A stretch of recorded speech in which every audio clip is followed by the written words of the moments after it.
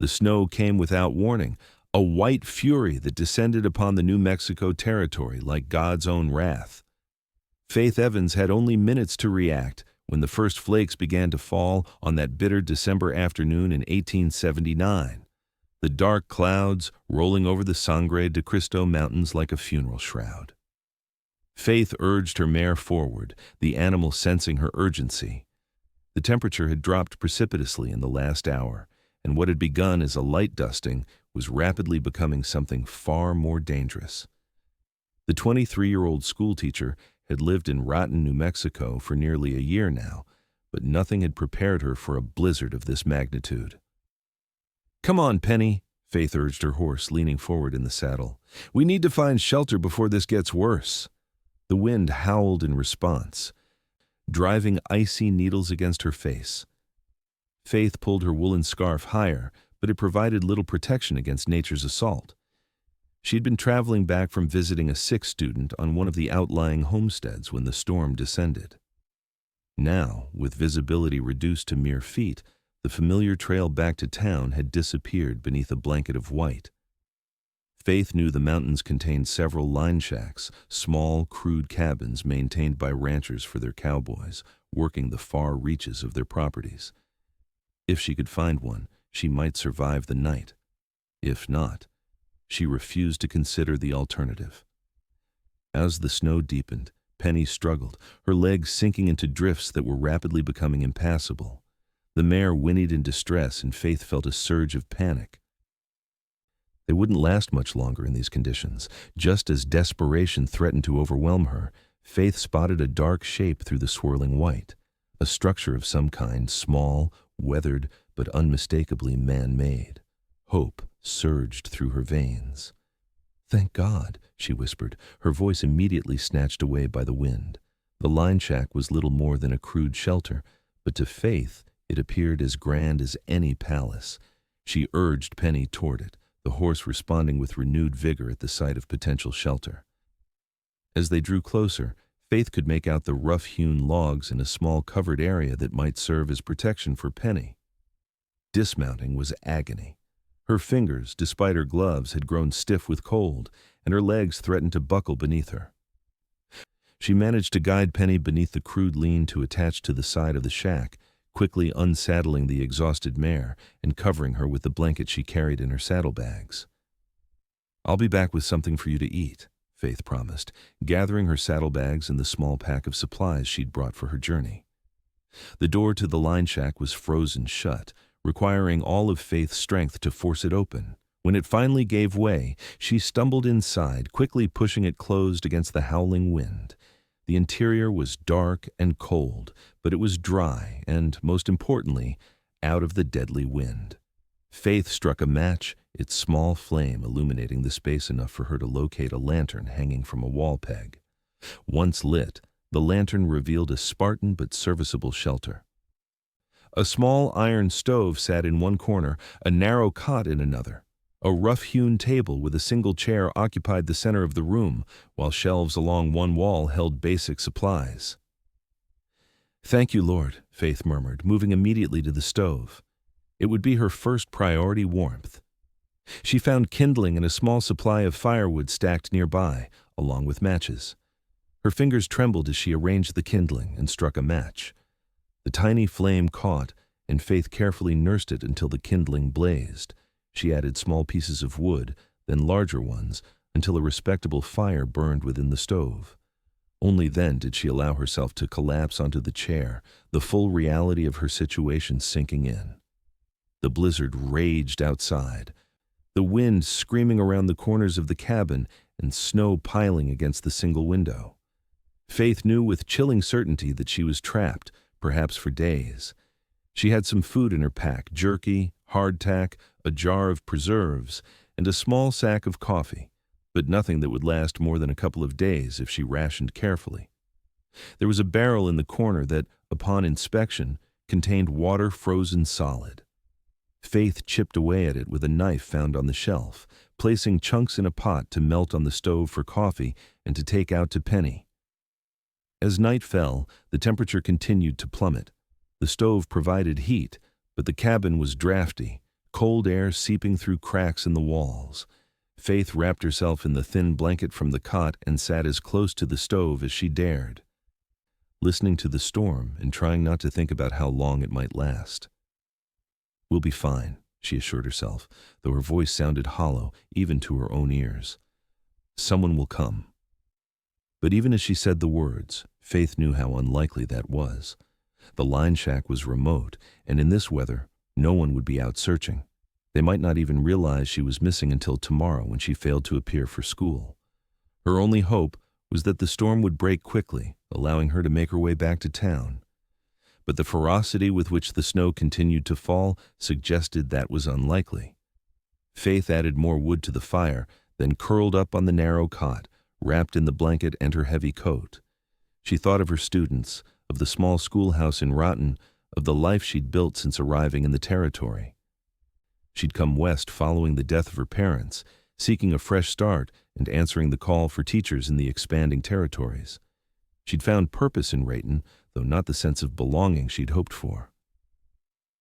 As exhaustion claimed her, Faith's last thoughts were of warmth, safety, and the desperate hope that the morning would bring an end to the storm.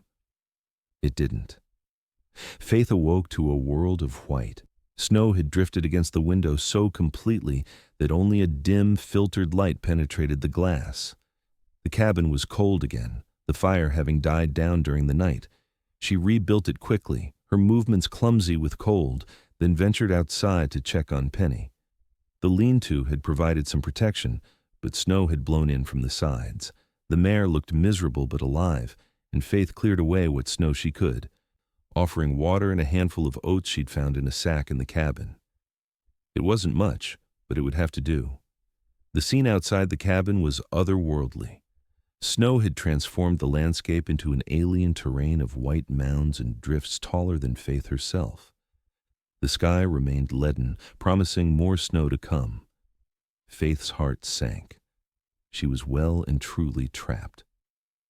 Back inside, Faith took stock of her supplies.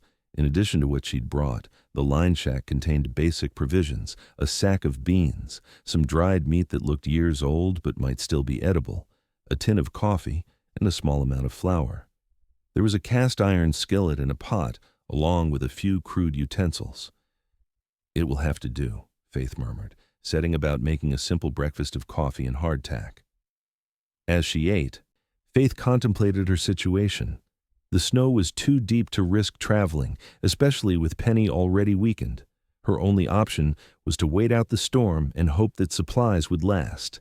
The day passed with excruciating slowness. Faith found a deck of worn playing cards and played solitaire on the table. She discovered a Bible on one of the shelves and read by the light of the lantern. She melted snow for water and rationed her food carefully. The second night was colder than the first, the storm intensifying rather than abating. Faith added the last of the wood to the stove, realizing with growing alarm that she would need to find more fuel by morning or risk freezing. Morning brought no relief from the storm, but a desperate need for firewood drove Faith outside. The lean-to had a small pile of logs, enough perhaps for another day if she was frugal. Venturing beyond that was impossible. The snow was chest-deep in places, and the wind continued to drive more from the sky. By the third day, Faith's situation had grown dire. The wood was nearly gone, her food supplies dwindling, and Penny was showing signs of distress from the cold and limited food. Faith found herself talking to the horse, to God, to herself, anything to break the oppressive silence when the wind occasionally ceased its howling. "Someone will come," she repeated like a mantra. "Someone must come."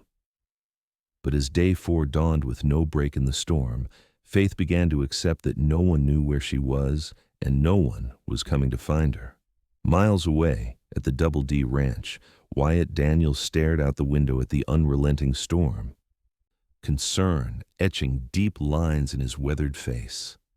At 31, Wyatt had seen his share of harsh winters in the New Mexico territory, but this blizzard was something else entirely, a monster that had descended without warning and refused to release its grip on the land.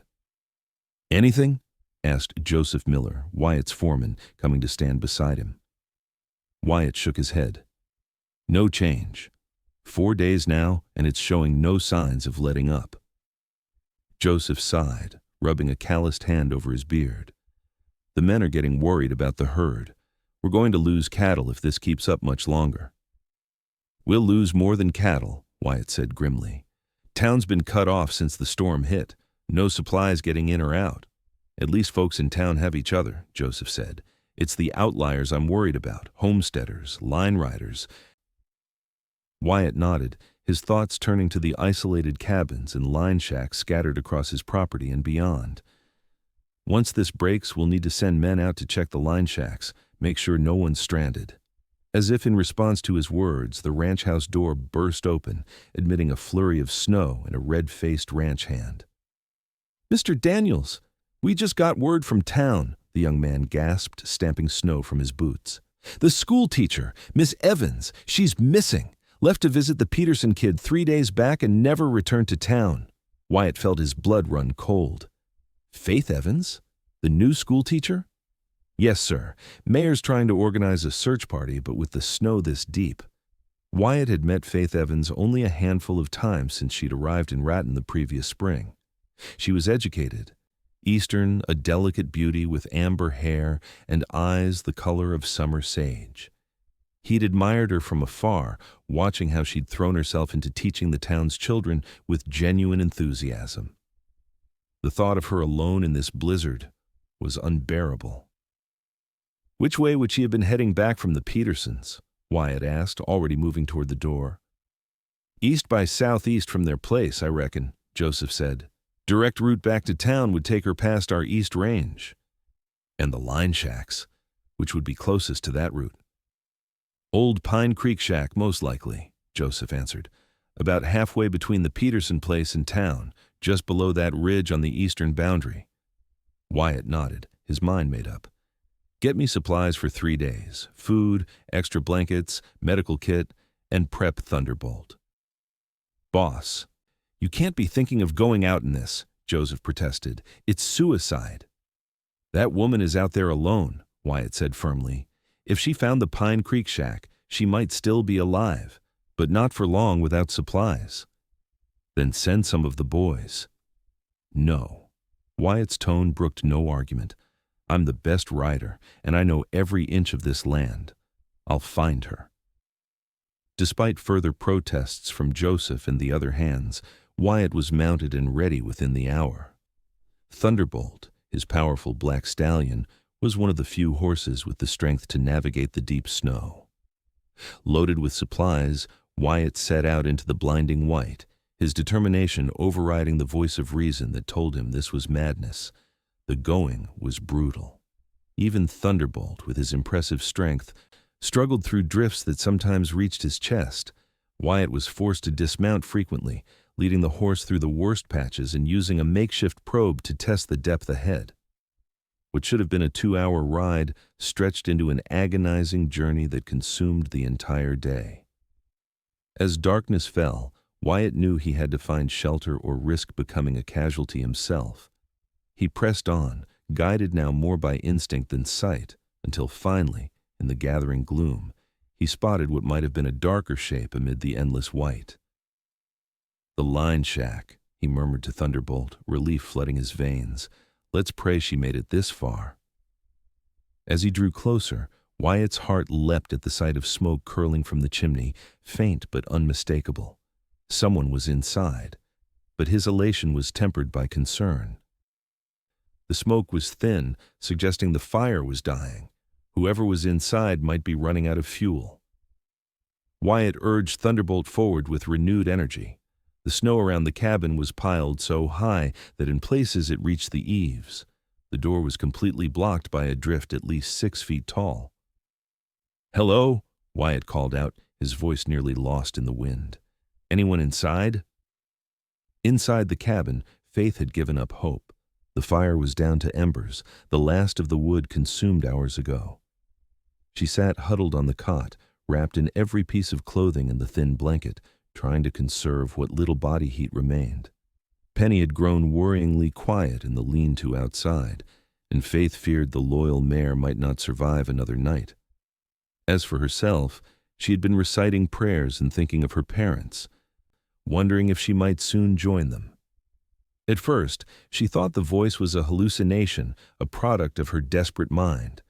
But when it came again, louder this time, Faith jerked upright. "Hello, is anyone in there?"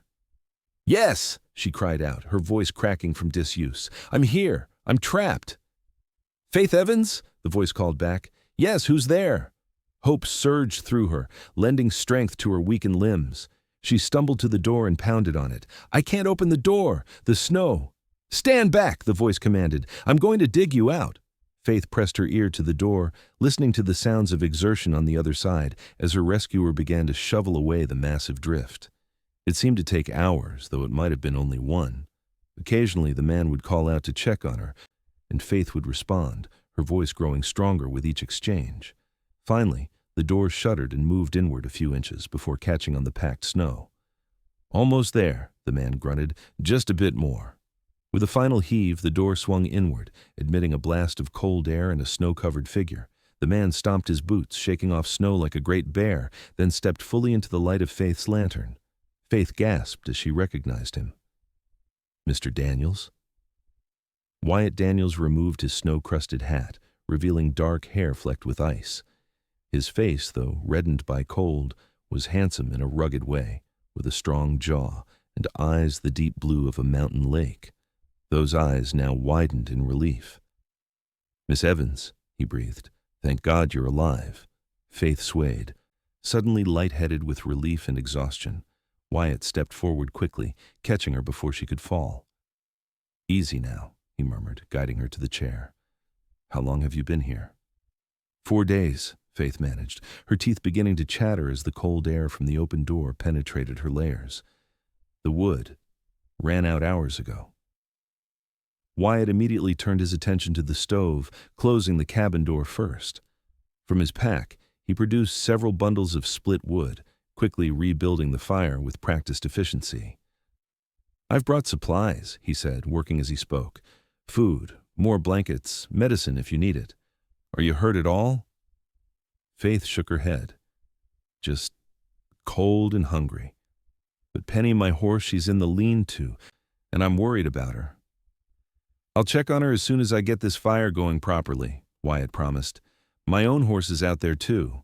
Thunderbolt's strong, but even he's had about all he can take of this weather." Within minutes, the stove was radiating blessed heat once more. Wyatt unpacked provisions, jerked beef, hardtack, coffee, even a precious tin of peaches. Faith watched him move around the small cabin with efficient grace. This man she'd seen but barely spoken to in town, now her savior. "How did you find me?" she asked as he prepared coffee. Wyatt glanced over his shoulder. "Word reached the ranch that you were missing. I figured if you were caught in the storm coming back from the Petersons, you might have sought shelter here." He poured steaming coffee into a tin cup and handed it to her. "It was just a guess, but I couldn't sit at the ranch knowing you might be out here." Faith wrapped her cold fingers around the cup, inhaling the rich aroma. "You risked your life." Wyatt shrugged, a gesture both casual and profound. "Couldn't very well leave Rayton without its schoolteacher, could I?" A slight smile softened his features. "Drink that, and I'll see to the horses." As Wyatt stepped outside, Faith sipped the hot coffee, feeling life and hope returning with each swallow. She had not expected Wyatt Daniels, of all people, to be her rescuer. The rancher had always seemed so aloof, so self-contained when she'd encountered him in town. Yet here he was, having battled a blizzard to find her. Wyatt returned some time later, stamping snow from his boots. "Your mare's still with us, though she's in rough shape. I've given her some feed I brought along and cleared the worst of the snow from the lean-to. Moved Thunderbolt in there with her. They'll keep each other warm." "Thank you," Faith said, genuine gratitude in her voice. "I was so worried about her." Wyatt nodded, then turned his attention to the food he'd brought. Soon, the small cabin was filled with the aroma of cooking meat and beans, a feast compared to Faith's meager rations of the past days. They ate in relative silence, Faith too focused on the food to make conversation, Wyatt seemingly content to watch her eat. Only when they had finished and were sipping fresh coffee did Faith break the silence. Will the storm break soon, do you think? Wyatt considered the question, his gaze shifting to the window, though nothing could be seen through the packed snow. Hard to say. It's already lasted longer than any blizzard I've seen in these parts, but it can't go on forever. He looked back at her. We're safe here for now. I brought enough supplies to last us several days if need be. Us? Faith repeated softly, the reality of their situation settling upon her. She was alone in a remote cabin with a man she barely knew, with no telling how long they might be stranded together. In any other circumstance, it would be utterly improper, scandalous even. Wyatt seemed to read her thoughts. I know this isn't conventional, he said carefully, but I promise you, Miss Evans, you're safe with me. I'll sleep on the floor by the stove and you can have the cot. I wasn't worried about that, Faith assured him, though perhaps she should have been. I'm just grateful you're here. I don't think I would have survived another night without wood for the fire. Something passed across Wyatt's face, then a shadow of emotion quickly controlled. Well, you won't have to find out now, he said gruffly. We'll weather this storm together, and when it breaks, I'll see you safely back to town. As night deepened outside, they established an uneasy routine in the confined space. Wyatt insisted Faith take the cot while he made a pallet on the floor near the stove. The cabin, which had seemed so empty and forlorn to Faith alone, now felt almost crowded with Wyatt's tall frame occupying so much space. Good night, Miss Evans, Wyatt said as he banked the fire for the night. Good night, Mr. Daniels, Faith replied, settling onto the cot. And thank you again for coming for me. In the dim light, she saw him nod once before stretching out on his makeshift bed. Faith closed her eyes, listening to the howl of the wind outside and the steady breathing of the man who had braved a blizzard to save her life. For the first time in days, she fell asleep without fear clutching at her heart. Morning brought no respite from the storm, but Faith awoke feeling more rested and hopeful than she had since becoming stranded. She found Wyatt already awake, tending to the fire and preparing coffee. Been outside to check on the horses, he reported. They're doing better this morning. Storm's still raging, though, might have even intensified overnight. Faith nodded, accepting the cup of coffee he offered. How long do you think we'll be here? Wyatt considered the question, his expression serious. Hard to say. Could be another day or two. Could be a week. Storms like this are rare in these parts, but when they come, they can last. He hesitated, then added, We have enough supplies to manage, though we'll need to be careful with them. The day passed more comfortably than Faith's previous ones alone. They talked intermittently, learning bits about each other's lives. Faith told Wyatt about growing up in Pennsylvania, about losing her parents to influenza, and deciding to come west for a fresh start. Wyatt shared stories of establishing his ranch, of the challenges and rewards of carving a life out of the frontier. Do you ever miss the East? Wyatt asked as they shared a simple lunch of beans and hardtack. Faith considered the question. Sometimes, she admitted, I miss certain conveniences, certain refinements, but there's something about the territory, the openness, the possibility. It feels like a place where one can truly start anew. Wyatt nodded, understanding in his eyes. That's what brought me here too. After the war, I couldn't go back to Virginia. Too many ghosts. You fought in the war between the states? Faith asked, surprised. Wyatt would have been just a boy when it ended. Last year of it, Wyatt confirmed, his expression growing distant. Lied about my age to enlist. 16 and fool enough to think there was glory in war. He shook his head. Found out quick enough there wasn't. Faith watched him, seeing him in a new light. She'd assumed him to be simply another rough-hewn frontiersman, but there were depths to Wyatt Daniels she hadn't suspected. Is that why you came west? To escape the memories? Wyatt's gaze returned to her, something approving in his eyes, as though he appreciated her insight. Partly. Also because there wasn't much left for me back east. Parents gone, farm destroyed. The West offered land and opportunity, a chance to build something that was mine alone. And have you? Built something that satisfies you? A smile touched Wyatt's lips, small but genuine. The Double D is a good ranch, growing stronger each year. But a ranch is a living thing always needing attention, always changing with the seasons. He paused. And a ranch is a lonely place for just one man. The admission hung in the air between them, oddly intimate. Faith felt heat rise to her cheeks and busied herself with her coffee cup. "What about you?" Wyatt asked, his tone lighter. "Does teaching in Rayton satisfy you?" "I love the children," Faith answered honestly. "They're eager to learn, most of them. And teaching provides me with independence, which I value." She hesitated, then added, "But sometimes I do feel, apart from things. The schoolteacher exists in a curious space in a frontier town, respected, but separate." "Lonely," Wyatt supplied, echoing his own earlier sentiment. Faith nodded, somewhat surprised by her own candor. "Yes, I suppose it can be." Their eyes met across the small table, and Faith felt a curious flutter in her chest. There was understanding in Wyatt's gaze, and something more in appreciation, perhaps even admiration. She had noticed his looks before in town, of course. Wyatt Daniels was considered one of the territory's most eligible bachelors, his success and handsome features the subject of much feminine speculation. But Faith had never thought herself the object of his particular attention. Now, trapped together in this tiny cabin, she was beginning to wonder if she had missed something important. The moment stretched between them, then broke as a particularly fierce gust of wind rattled the cabin walls, drawing their attention back to the unrelenting storm.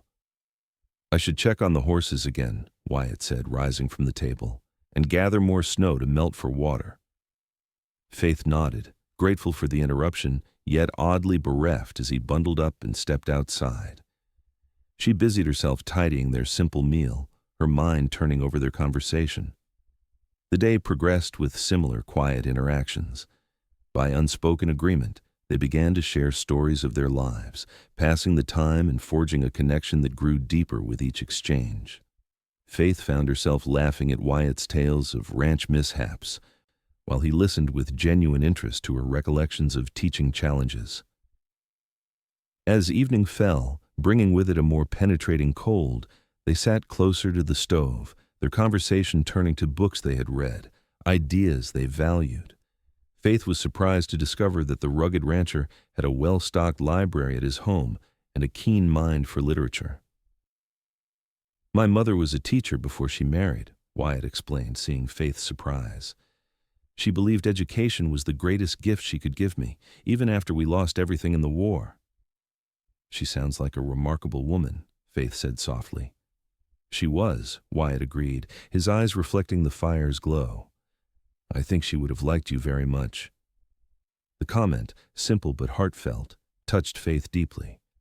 As the night deepened around them, they continued talking, their voices low and intimate in the firelit cabin, the storm a distant backdrop to their growing connection. When finally they retired to their respective beds, Faith lay awake for some time, listening to Wyatt's steady breathing and pondering the strange twist of fate that had brought them together in this isolated haven. She had never believed in destiny or providence beyond the general workings of God's will, but now she wondered if perhaps there was some greater purpose in their shared confinement. With that thought warming her more thoroughly than the blankets, Faith drifted into a peaceful sleep. The pattern of days established itself with surprising ease.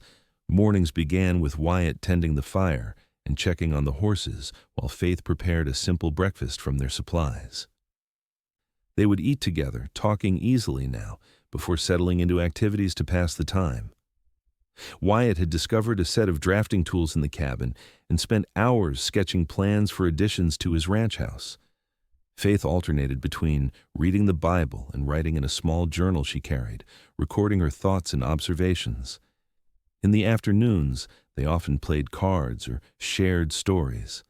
Sometimes they would simply sit in comfortable silence, each absorbed in their own tasks but drawing comfort from the other's presence.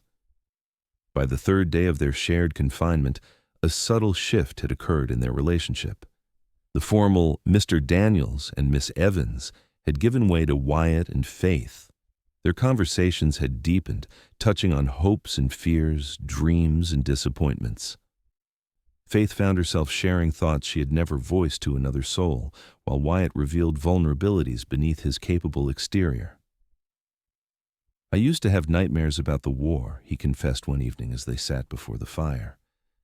"For years after, I'd wake up shouting, covered in sweat. That's one reason I built my ranch house so far from the bunkhouse, didn't want the hands hearing me." Faith's heart ached at the image of him alone with his demons.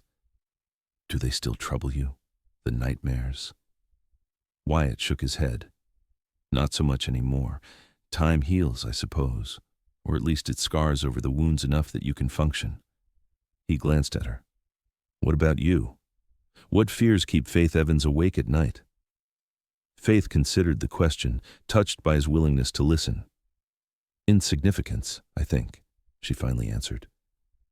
"The fear that my life will pass without meaningful impact, that I'll be forgotten as though I never existed at all."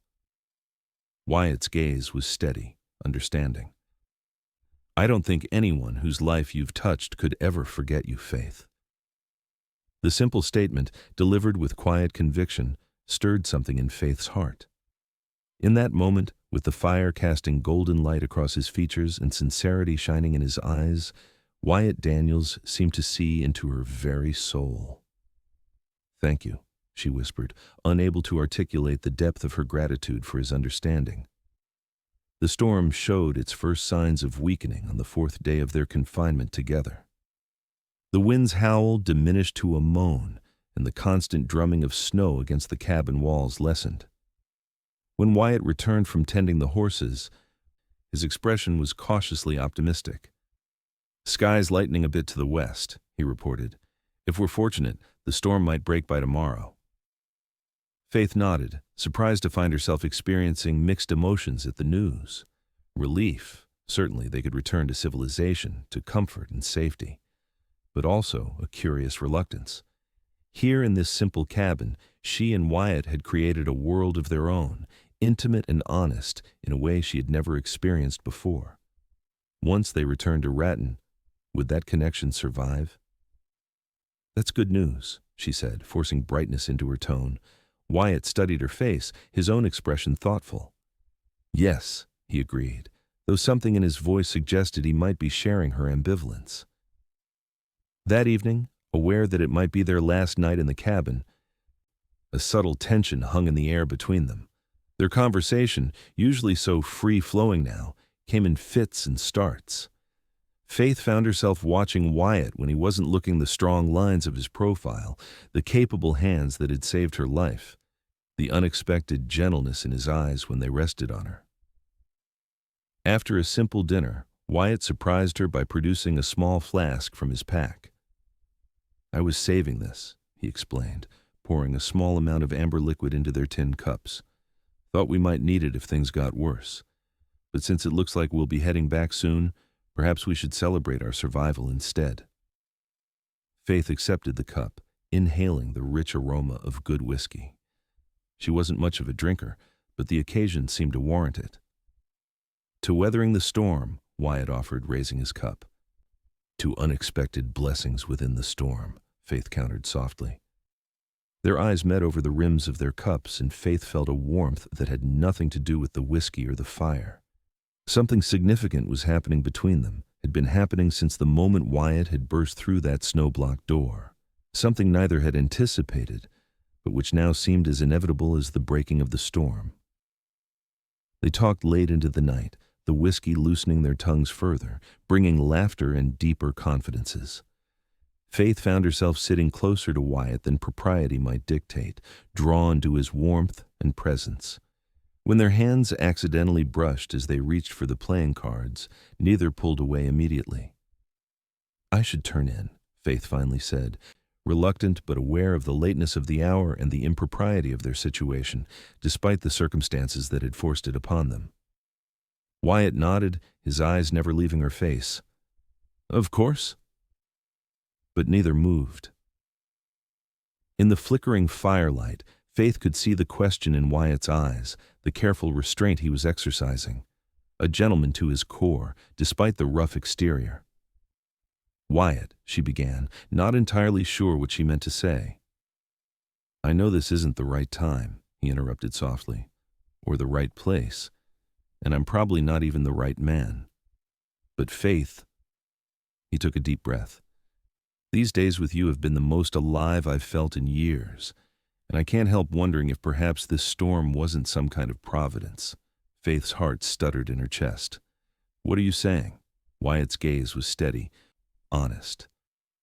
I'm saying that I'd like the chance to know you better once we return to civilization, properly, the way a man courts a woman he admires, if you'd be amenable to that. A smile bloomed on Faith's face, genuine and unrestrained. I think I would be very amenable to that, Wyatt Daniels.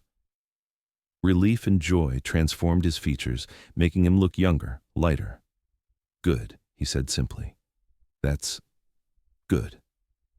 Faith rose then, knowing that if she remained by his side any longer, propriety might truly be compromised.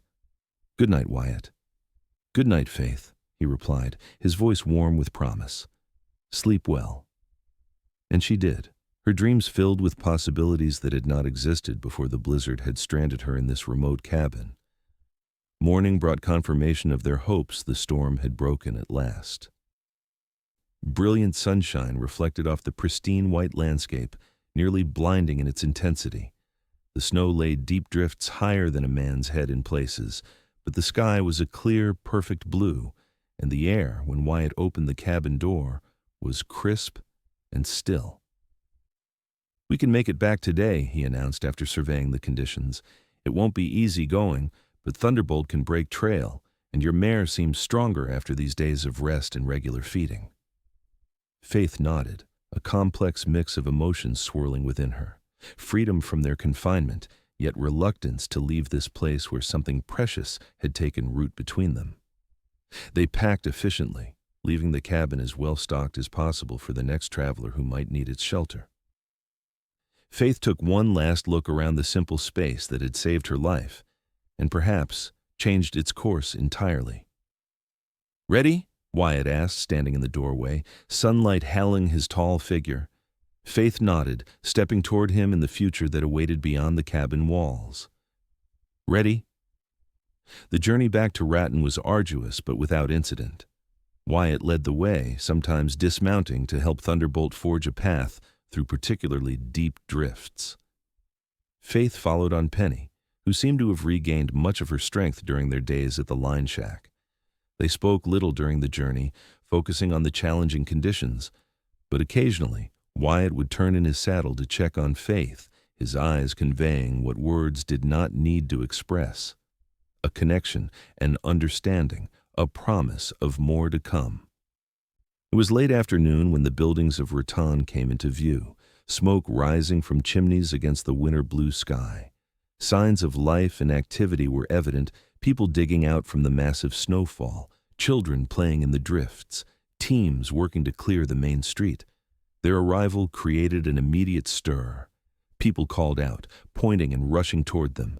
Faith soon found herself surrounded by concerned townspeople, their questions coming fast and overlapping. Miss Evans, we thought you were lost. Are you hurt, Miss Evans? Where did you find her, Daniels? The mayor pushed through the crowd, his relief evident. Miss Evans, thank God.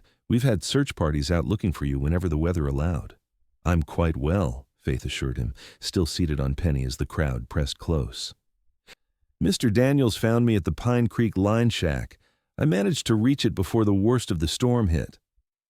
Daniels rode out in the middle of the blizzard to look for you, someone in the crowd called out. Said he had a hunch where you might be. Faith's gaze sought Wyatt, who sat tall on Thunderbolt, accepting the town's gratitude with modest nods. Well, it was a brave thing to do, the mayor declared. You're a hero, Daniels. Wyatt shook his head. Just did what needed doing, he said simply. His eyes found Faith's across the crowd, conveying far more than his modest words. Miss Evans needs rest and proper food, Wyatt continued, addressing the mayor but keeping his gaze on Faith. And I expect she'd appreciate some privacy after her ordeal. The mayor immediately took charge, dispersing the crowd and arranging for Faith to be escorted to her small house on the edge of town. As she was led away, Faith glanced back over her shoulder at Wyatt, still mounted on Thunderbolt in the middle of the street. He touched the brim of his hat in a gesture both formal and intimate, his eyes promising that this was not an ending, but a beginning. The following days brought a return to normalcy as Ratten dug itself out from under the historic blizzard. School remained closed as families focused on recovery efforts, giving Faith time to rest and reflect on her experience. She found herself watching the street from her window, hoping for a glimpse of a tall figure on a black horse. 3 days after their return, a knock came at her door. Faith opened it to find Wyatt standing on her porch, hat in hand, looking freshly shaved and wearing what appeared to be his Sunday best. "Mr. Daniels," she said formally, aware of neighbors who might be watching, though her smile conveyed her genuine pleasure at seeing him. "Miss Evans," he replied, equally formal. "I wondered if you might permit me to escort you to dinner at the hotel this evening. I believe they've reopened their dining room."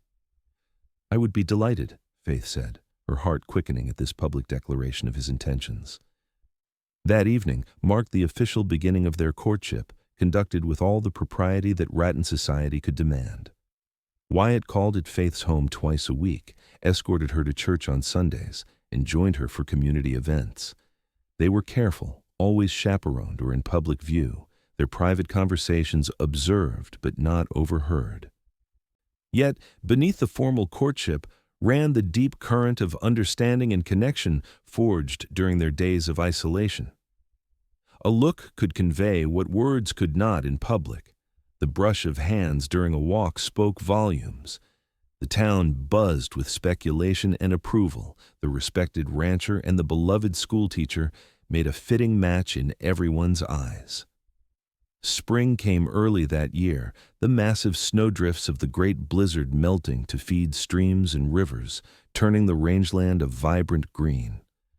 Faith resumed her teaching duties, while Wyatt worked from dawn till dusk, managing the renewed activity on his ranch. Their time together became more precious for its scarcity, each meeting a cherished respite from their separate responsibilities.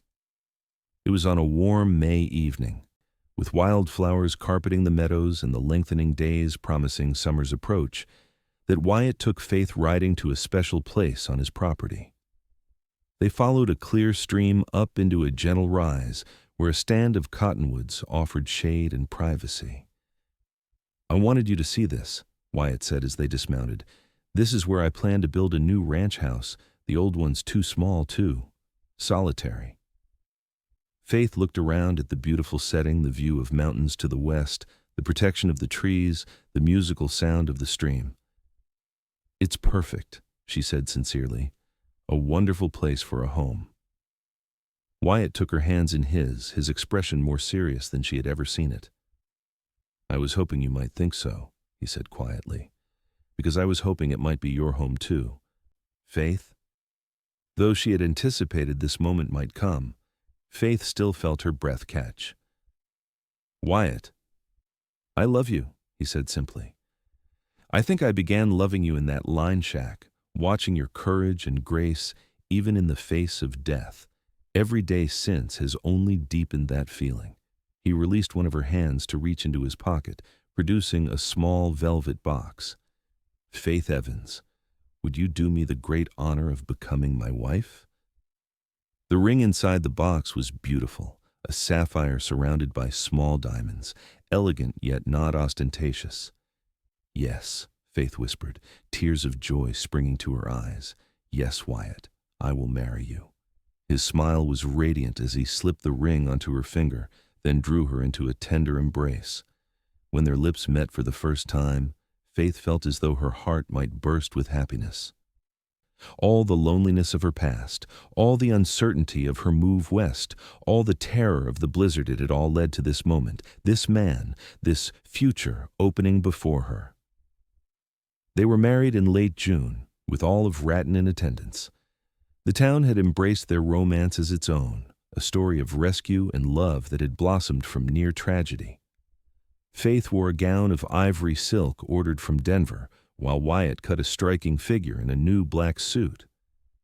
Who would have thought, Joseph Miller whispered to another ranch hand during the ceremony, that the boss riding out in that blizzard would end up with him standing at the altar? Seemed like madness at the time, the other man agreed. Turns out it was the smartest thing he ever did.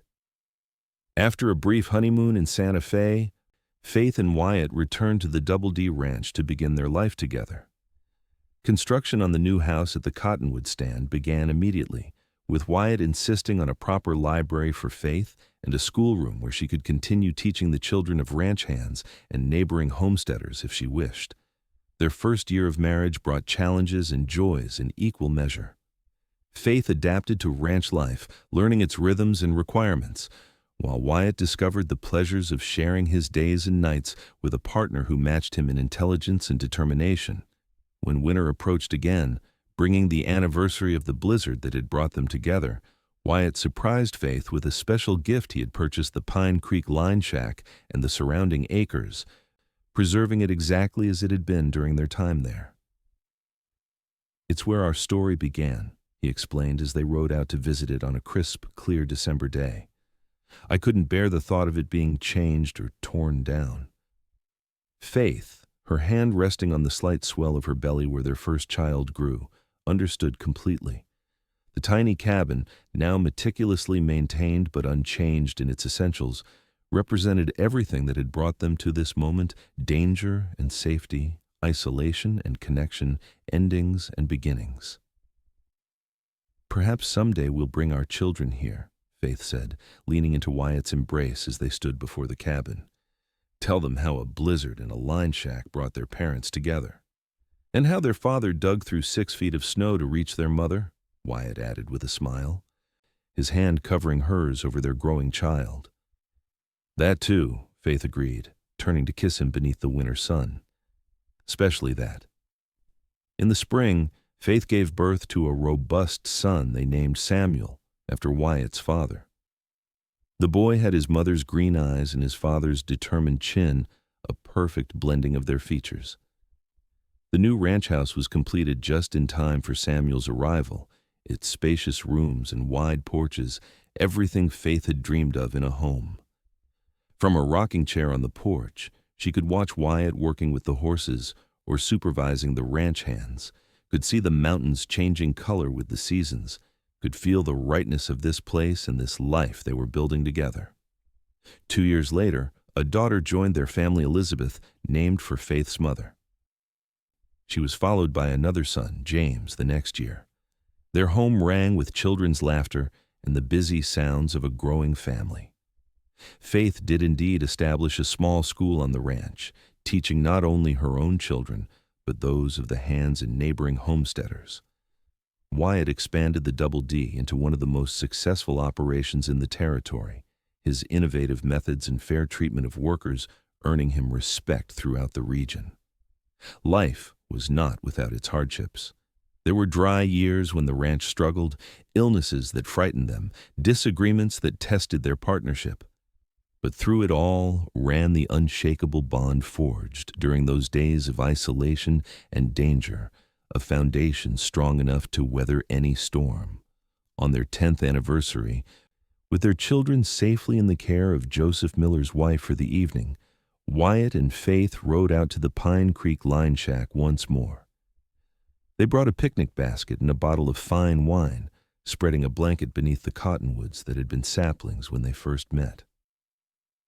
10 years, Faith mused, accepting a glass of wine from Wyatt.